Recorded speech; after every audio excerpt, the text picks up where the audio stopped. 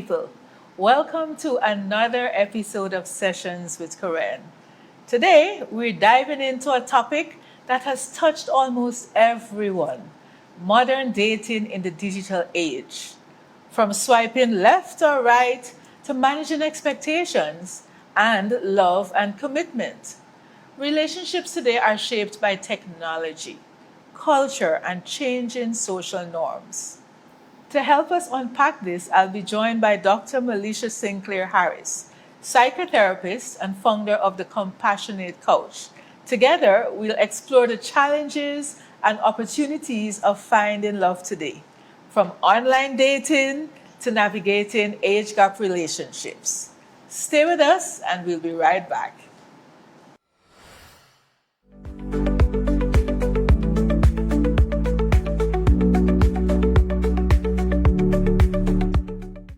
Welcome back to Sessions with Koren.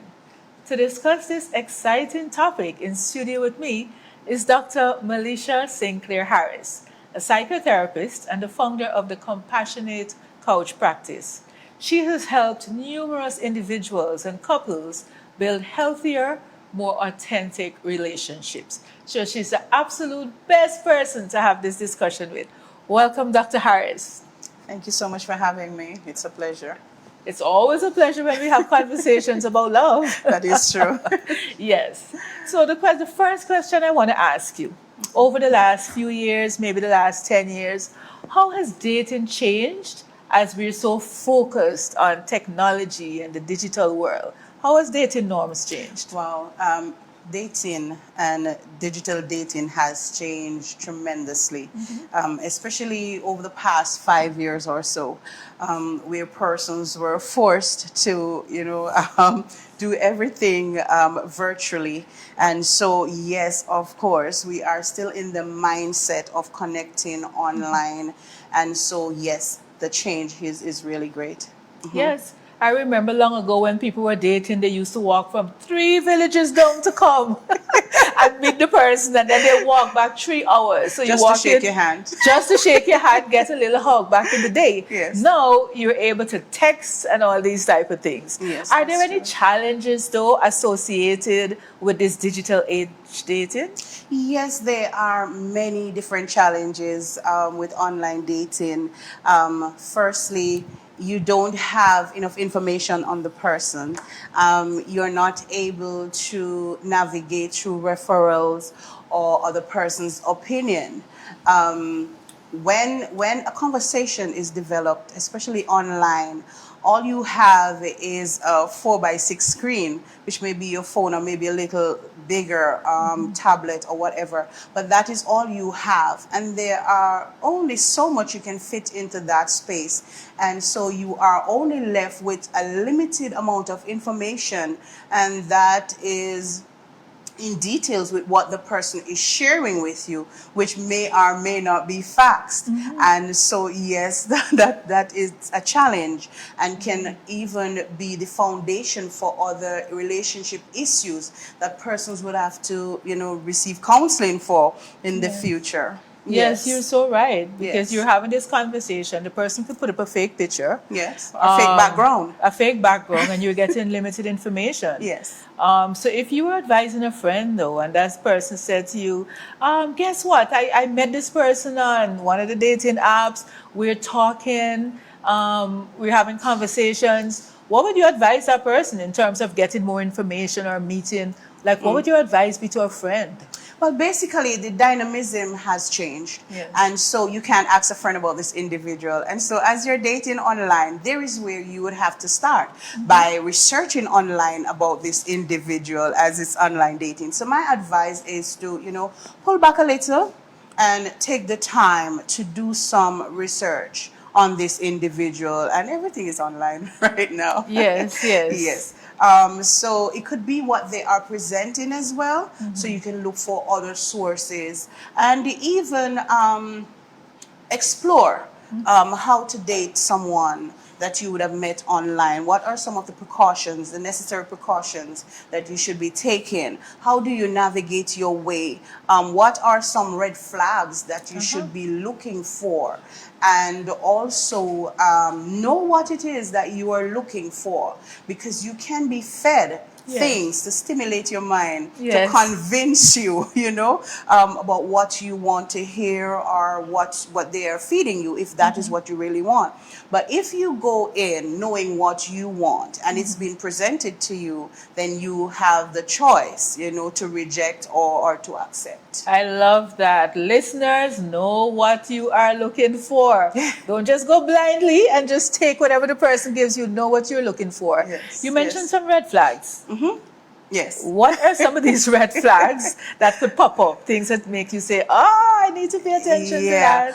Well, you cannot necessarily pinpoint what red flags are, generally speaking, because red flags are not necessarily generic.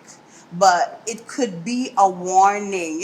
We have gut feelings. Don't ignore them. You ask a question, the answer you're not so pleased with it. It sounds a bit iffy. Those are red flags. Or if the person is trying too much to convince you about something, then that's a red flag as well. I appreciate that. And also, try not to focus so much on the things that is, going to give you butterflies.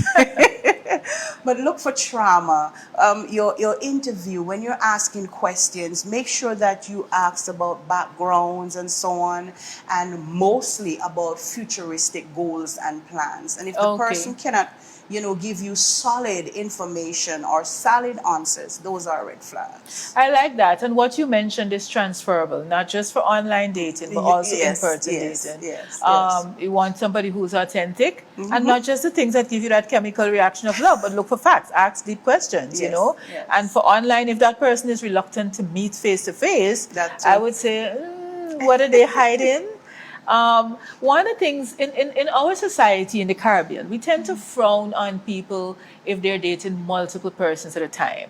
And one of the things I noticed, Dr. Harris, is when I lived overseas, people would date multiple persons, and then they decide, okay, this is the one I want to specialize and commit to, and then they narrow out into one. I notice here it's different. We frown on persons who are talking to multiple persons. Can you speak to that for a minute? If you're talking to someone online, do you have to stick with one until it no longer works and then move over, or is it okay to talk to multiple persons at a time? I love this question. Thank you so much. It's not the first I am receiving this question, by the way.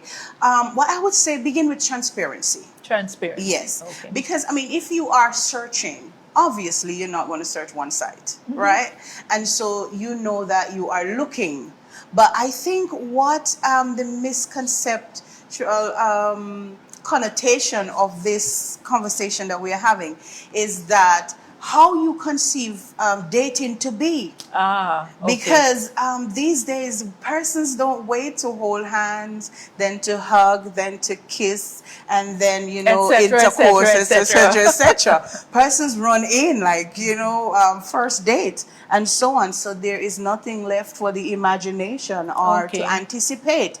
And so with that information, you're thinking that, okay, if she's dating this person, it means that she already covered all the bases. You understand? And so you may think that she's covering all the bases with everyone that she is exploring with. And so that can also send, mixed signals and wrong information. So as for me, well, culturally speaking, I don't necessarily believe in dating or long-term dating. But you could weigh your options and be upfront about it. Be upfront about it. So there's the facts about it, and then there's the perception of it. And you can talk to multiple persons, because if we're going to buy simple things as shoes, we check 4 different websites. So if it's something that's going to be a long term, like something for the rest of your life, then it only makes sense that you should take your time and make choices. However, you're saying don't go too far with multiple persons. With multiple persons, All right. you must, and two, like I said, be transparent. Yes. And communicate. That's a big one. People like to catch feelings fast, you know, Okay. and start showing ownership. You know, Okay. especially if both parties are not experiencing the same thing at the same time. Okay. So one could be more invested in the relationship than the other, and so you're looking, but they're looking too. Yeah. And you may be the cup of tea, but they're not there yet. Okay. So you can find that one person could be more committed and invested. And so this is why communication is Okay, key. to make sure we kind of stay on the same page. Yes. Okay, is there a stigma attached to online dating? Does it sound desperate? Like if somebody is saying, boy, Antigua is so small, where I'm living is so small. Everybody knows everybody, the dating pool is just maxed out. So I need to go online. Does it sound desperate, or is there a stigma attached to it? Or it should be perfectly okay? Yes, stigma. There's a stigma attached, or many other stigmas that are attached. And I don't necessarily think that the main reason for venturing out should be that we don't have enough persons here. Okay. What it is, I think that it has to do with cultural conflicts. Okay. And sometimes based on how we solve conflicts or resolve conflict, persons are not willing to put the energy in and work those things out. And so they could go into another culture where they don't have these issues dealing with, you know, but on the other hand, they're still going to have challenges. They're still going to face challenges. And I think that is why persons are skipping, like you said, the different pools, skipping from pools to pools, because you know, sometimes it's also based on how we are treated as an individual, not necessarily a gender, because we have both parties suffering now in relationships. And so you may look over in another culture and say, okay, maybe the American culture, women are more subtle or independent. It depends on what you're looking for. So I don't necessarily think that is because you would have run out of options. You know, it's just that what you want, you're not seeing it here, and so you look elsewhere. But it is somewhat dangerous too. Okay, so we have to be careful. Be careful because, like I mentioned earlier, culture, and so we have different trauma. So persons are coming to you. They would have been affected, especially, you know, the more senior persons that would have been through some things. And so they may be divorced, they may be available, but you don't know what trauma they would have endured before coming to you. And so you having now to deal with this and all of that, which happens here as well. So, Okay, thank you for that. And it's important for our listeners to understand that when you're going to date somebody, they come with trauma, or as a local parlance, we say baggage. And we want to explore what those are so that we know it's something we can live with. You mentioned something about senior persons, so I'm going to put you on the spot. All right. Dr. Harris, I'm going to put you on the spot. Tell me what your views are on age gap relationships. When we have somebody who are in their 30s, dating somebody in their 50s or 60s, is it appropriate, not appropriate, or why? Wow. Oh, I don't know if... I told you I was going to put you on the spot. I don't know if I have the liberty to speak generally, but myself, I think that I am a good example. And then again, I think it has to do with what you really want. Yes, and I have to be honest about this. Personally speaking, I would prefer a more mature person. You know, the type of person that I am, I love to learn. And so I want someone who is experienced that would teach me, you know, someone who I could submit to and know that I can trust you because you would have been through some things already. And so you can now guide me as a woman. I don't know. But I don't think it's a bad thing, really. It depends on what you're looking for. And let me tell you, not to bash Gen Z. It's all right. But there are some things that would have been embedded in the more senior people in terms of discipline, Okay. self-control, having tools and mechanism how to manage their emotions, some disciplines where, the men would know that they are a provider. Okay, Yes. and the woman providing in a different sense, and so on. So we have a set of people now, younger people who are coming up, who don't know where they're going. They really Okay. don't know what they are doing. Somebody would have dropped the ball somewhere along the Okay. line where, everybody want to be independent, everybody want to lead, but you cannot have both persons in the relationship leading. Yeah. And so these morals and principles that you would find in the more senior group, you don't necessarily find them in the Okay. younger persons. And sometimes they're dating like different partners, going through 3, 4 in 1 year. They're frustrated, Yes. and like you say, looking outside, they're looking Yes. inside and seeing, okay, I can't deal with my age group anymore. Okay. I need something of structure. Something that I could really depend on. And so Okay. they're looking to the older people. And it can be good or bad, because sometimes they're looking for mommy and sometimes they're looking for daddy. You understand? Yeah, that's a whole thing there. Okay, you mentioned a couple of benefits. Somebody who's older, somebody who can lead, Yes. somebody who can teach you things, somebody with values, certain perspective. Are there any challenges that can come from a large age gap relationship? Yes, challenges. And some of those challenges would base around, feeling confident about your choice. Most persons would make the choice of dating someone older. And so having to live with societal expectations. Okay. And so it can also produce inferiority, lacking in self-confidence, having low self-esteem, because they're not sure if they're meeting the approval of their peers, especially when it comes to socializing and mix and mingling. Sometimes they become even embarrassed about their spouse, Okay. about that choice. So it could be something that a decision they would have made internally, and then having to deal with it on the outside. So it's kind of a bittersweet if they're Yes. not confident about who they are and what they want to be. You're right Yes. about that. Sometimes Yes. the public perception of things can really cloud our relationships. Yes. People are out there, they don't have all the facts, but they want to have a say in your relationship. Yes, that is true. And I do agree with you. Sometimes you go out and the things people say, oh, she's a gold digger, oh, he just wants somebody to make him feel young again. Yes. And they don't understand the internal dynamics. So you're Exactly. very right about that. Exactly. Another thing I've noticed, Dr. Harris, sometimes with age gap relationships, the communication might be a little different. So I think both parties have to sort of adjust things a little bit, Yes. because the younger one might be accustomed to communicating this way, less patience. The older one feels like I have to rein you back. So it has its pluses and its downsides, and with everything else, the balance is important. Yes. When somebody is coming into a relationship, sometimes you mention the lack of confidence. What role does a healthy self-esteem play? If I'm bringing myself into a relationship with someone and I have a low self-esteem, low confidence, how do I show up in that relationship? How is it affected? Effective. I strongly believe that one should work on themselves first. Absolutely. Because most of us, we cannot manage ourselves. We are not in touch with our emotions. Most of the times, we don't even know what we're feeling.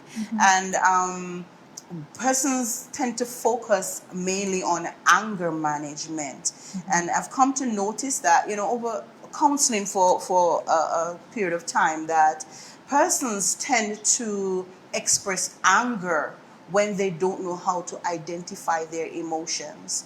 And so going into a relationship, if you are not able to manage your emotions, you can be behaving in a way that is not necessarily true to what you are feeling. Okay. Yes? And so if I were to say frustration, tired, hungry, Hungry is a big one. When you're hungry, don't bother me. exhausted, embarrassed. And so those emotions, persons tend to, behave a particular way out of anger by expressing these different emotions. And so if you are not in touch with who you are, and how to express yourself, you can bring confusion into the relationship. Okay, that's a good point. Good individuals, happy, whole, healthy individuals Yes. come into a relationship, and that's what makes it happy and healthy. Yes. But it's two healthy individuals coming together to make a happy and healthy relationship. Yes, yes. One last question for you. So we talked a lot about relationship, age gaps, taking care of yourself personally and all that. If we have listeners listening to us right now, what practical steps can you give persons to help them to maintain a healthy, lasting relationship? Wow. Okay, basically, we do not necessarily have a blueprint Okay. for what a relationship should be.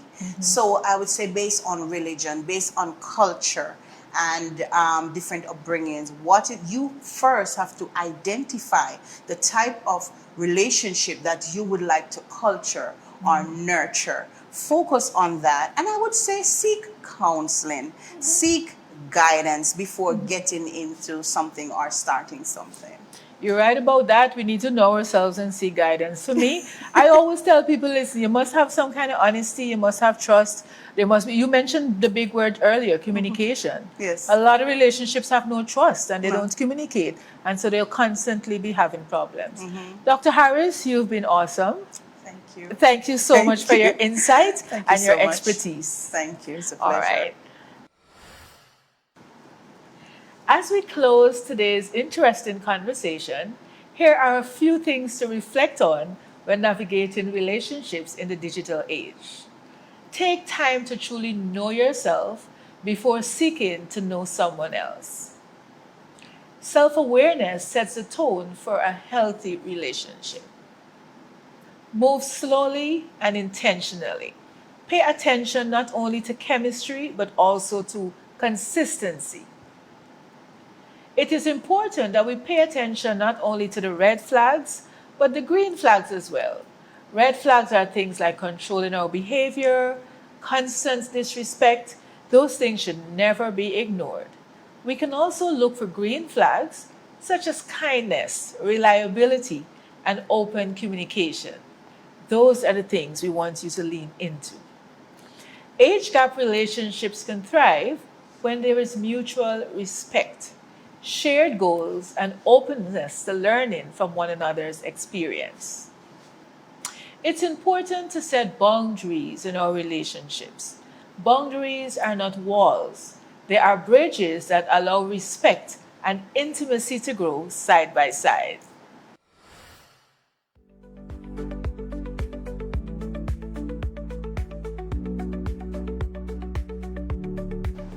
Welcome back to Sessions with Koren. Time now for your golden nugget. In every era, love has had its challenges. In our time, the greatest challenge is not just finding love, but slowing down enough to nurture it. Thank you so much for spending this time with us on Sessions with Koren. A special thank you to our guest, Dr. Melisha Sinclair Harris, for sharing her wisdom and insights. Remember, whether you're online or offline, relationships take intention, patience, and a commitment to grow. Don't forget to check out our past episodes on YouTube. Send us your questions and feedback.